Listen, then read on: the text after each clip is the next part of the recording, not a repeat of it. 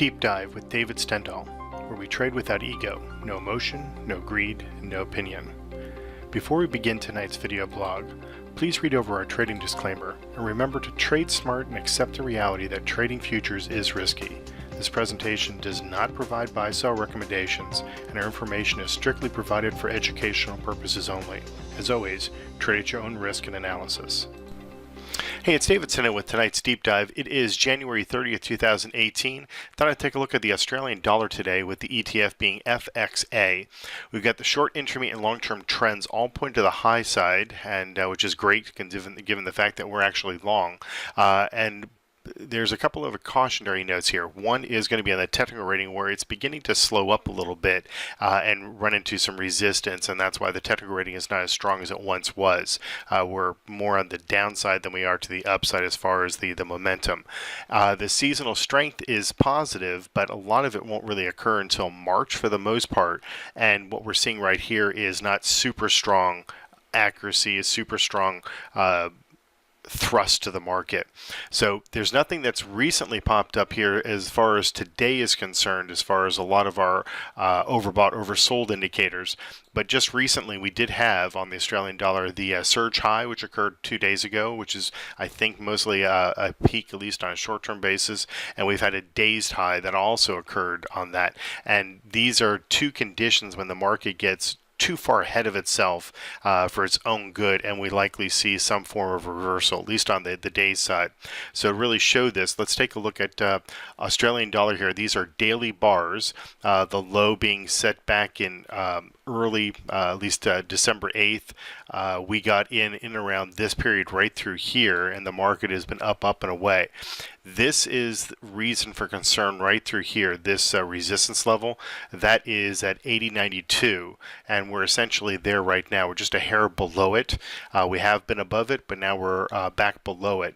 The other thing that I'll point out is that this particular momentum type indicator that we've seen on the peaks, lower peaks, and we're seeing a little bit of a bearish divergence where the market has moved higher, but the indicator as a whole has been moving lower.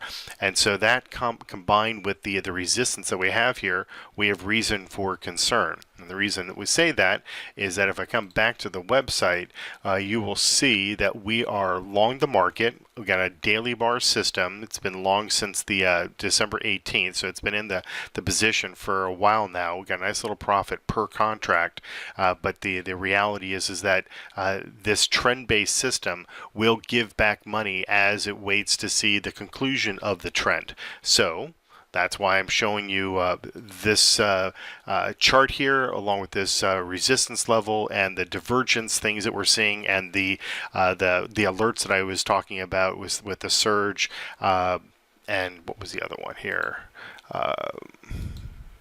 Oh, the dazed. These two are showing us that the market has gotten a little bit ahead of itself. So if you're looking to take profits, this is not a bad time to be doing so. So I guess we can see where things kind of head from here. When it comes to the seasonal accuracy, Australian dollar is actually following its seasonal tendencies. The issue is that there's really not that much going on until we get into the March area where we have super strong surge. We can look at this on a 10-year chart as well. March, that's where we see the major strength. There is going to be a pop according to the seasonal tendencies. You can see that in December we had a nice surge, and we had a little bit of a pop here in January, but for the most part the market's been looking forward to go sideways, and there is going to be a little bit of a pop to the market. This assumes, however, that we're able to stay above that that resistance level and use this as our key.